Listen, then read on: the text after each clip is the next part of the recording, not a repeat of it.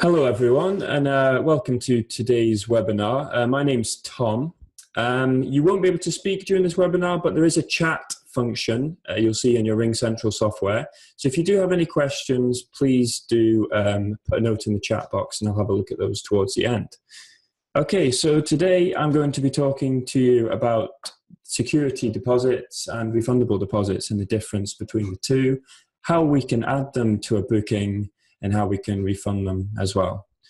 Okay, so first of all, I'm going to talk over the differences between each type of deposit. So a refundable deposit takes the money from the actual balance, as in whether it's a credit card or bank transfer, etc. It takes the money from that balance and then you refund it at a later date, such as when the guest departs. The security deposit doesn't actually physically take the money, it just holds the money on the client's bank account. So this means that there wouldn't be a card supplement fee associated with that transaction as there would with a refundable deposit. And you should always be clear in your terms and conditions on how you retain and refund these deposits. Okay. So if you want to set up a security or a refundable deposit within your SuperControl account, you would want to go to Properties and Edit.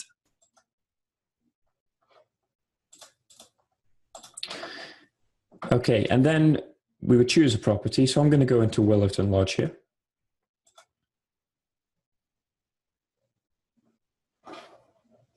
And then you've got the main property settings here, and we want to scroll down to a header entitled Booking Details. So as you can see, I have a security deposit set up here, but when you first enter these property settings, you'll probably see it looks a little bit like this. So you've got your refundable deposit box there. And what you would do is you would type in a value, so say £100, and then you would choose whether it's a one-off payment taken from the balance or if it's per week. And then, as I mentioned, you can take this from the balance, but you can also take it from their deposit as well. So you choose there also where you want this money to come from. And then, as I mentioned before, the refundable deposit physically takes the money and then you refund it at a later date. If you want to just hold the money, you would use a security deposit. And again, you would type in the amount, £100 there. And then you would choose how this money is taken. So is a check requested, check retained. Obviously, checks aren't really dealt with anymore. They're sort of phasing them out. So it would generally be card or bank transfer, something like that. So if the card details are retained, then if you have a payment processor enabled, such as holiday rent payment, etc., you would then be able to hold the money on the client's account and then release it at a later date. And a good little feature about holiday rent payment is that you can have this automatically happen. And then you would define here whether it's 7 days prior to arrival that the money's taken, and then you can also define when it's released too. Okay, so once you've selected which type of deposit you want to use and the settings for each, you can just go ahead and save. And then to physically add the deposit to a booking, it will be added automatically because we've set it up so. But if you wanted to add one in yourself, so for example, if I go to this booking, number 29, and I go into edit there, for example, if you've got bookings in the past, it won't. These settings that you change today, for example, won't be reflected on past bookings. So you might want to go back in and edit them yourself. So this is where you would do that. You would just type in the amount there, but obviously I've already got this refundable deposit set up. And then you would just press save and it will add it to the booking.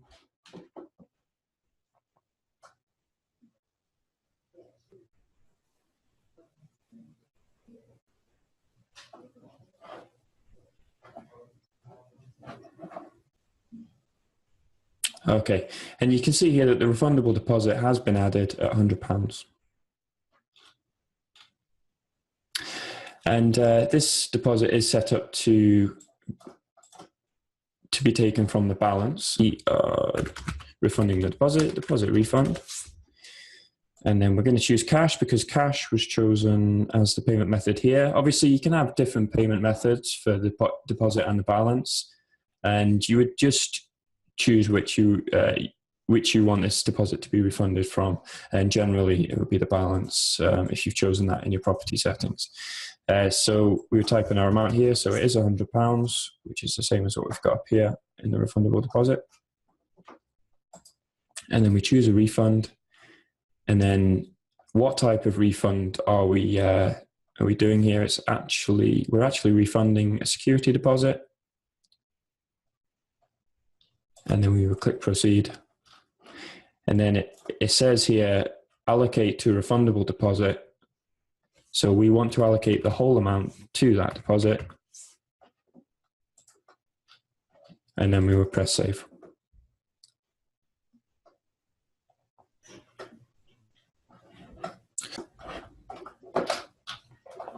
Okay, and then we've got that transaction marked here, deposit refund, which is the reference we used. We've got the date, the payment method, and minus £100. And what this will do also is, I'm going to show you this after, but we also have within the payment reminder screen, it'll also show you any deposits that are due to be refunded as well. And that will take that off your reminders as well because you've allocated it using the yellow highlighted box there. Okay, so that is basically how you can refund and also add a refundable deposit. And next, we'll just have a look at the other option, which is a security deposit. And again, this holds the money. It doesn't physically take it the same way that a refundable deposit does. So you're not physically taking or refunding any money here. So I've set up both for this booking. So I've got a refundable deposit and I've got security deposit. But if you wanted to add one physically yourself, you would just click add new. And you've got card held there. So that means you've held the card details to be used. You would type in the amount there and save.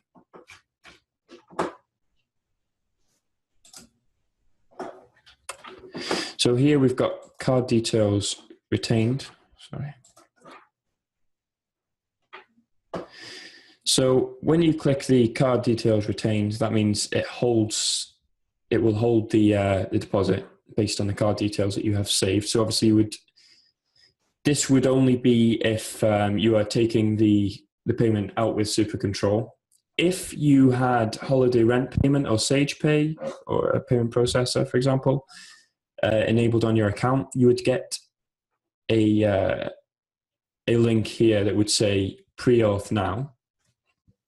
And when you click that, it will hold the money based on the card details that you have in the customer payments area that you've saved for the booking. So in order to take this deposit with a payment processor, you do need to have those card details. So when it comes to the time when you would take the security deposit, which is quite often just before a stay, just before arrival, then you would need to check if you do actually have those card details, and it would tell you here if you did or not. There would be a MasterCard logo or something like that, along with some masked out card details.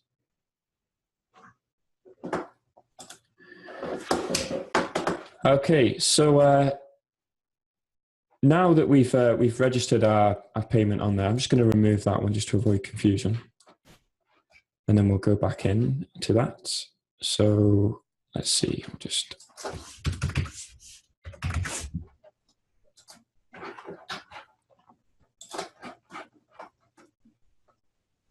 Okay, so we've got the card details retained there. Okay, so we're back where we were before. So you can then choose whether you will take money from this deposit. So if, for example, somebody's broken something or you need to take this damages deposit from them, rather than release it, you would just click take payment. And again, this is only for any security deposits that are being dealt with physically, as in the payments physically taken outside of SuperControl. When you have a payment processor enabled, you would have another option here to take all of the amount or a portion of the amount from there. And it's much the same as take payment. If you want to, if you release the money to the guest, you would just click abort. And then the security deposit will be grayed out because you've released that back to the guest after their stay. Okay, so that's basically how security deposits work. And as I mentioned before, if you have holiday rent payment as your payment processor, you'll then be able to automate this whole process, providing that you have the card details saved in the system. And you can choose how many days prior to arrival that this is taken again, and how many days post-departure that this is released back to the guest. Okay, so the last thing I'm going to show you today is just our security deposit reminder screen here. And you've got a few different options on which to search. So you can search any deposits where no refund's been made. You can search deposits where you've made a partial refund, so you have taken some money from that deposit. And you can search for any that have had a full refund. So if you search for no refunds made, then it will show you any deposits that are due to be released. And we'll click go.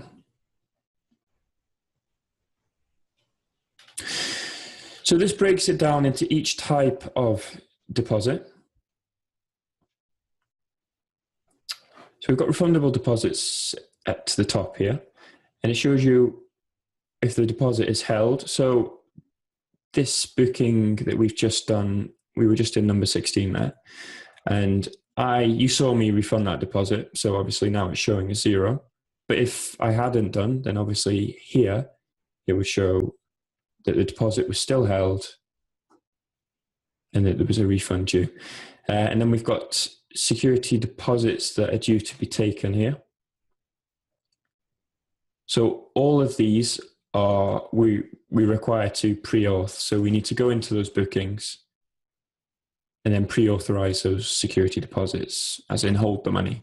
And again, that's either out with SuperControl, or if you have a payment processor, then you can do that within the booking and just take the money there and then in a sort of all-in-one basis.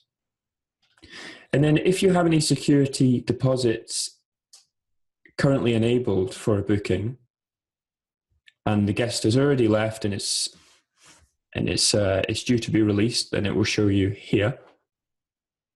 And then this allows you to go into the booking and release that money. So this will keep you right, so to speak, in terms of any deposits that need to be taken, any deposits that are due to be refunded as well. Okay, so that is all I have to talk about on refundable and security deposits. So if you have any questions, please use the chat box there. Just while we're on the subject, if you want to set up a payment process and you haven't done so already, you would go to integrations, online payment gateways, and holiday rent payment is the one that you can automate the security deposit process. And SagePay, you can also use that to pre-authorize security deposits if you've got the card details there as well for the booking. Okay, so I hope this webinar has been useful to you. Again, if you do have any questions, feel free to email us or give us a call. And yeah, please look out for more webinars in the future. And thank you for joining me today.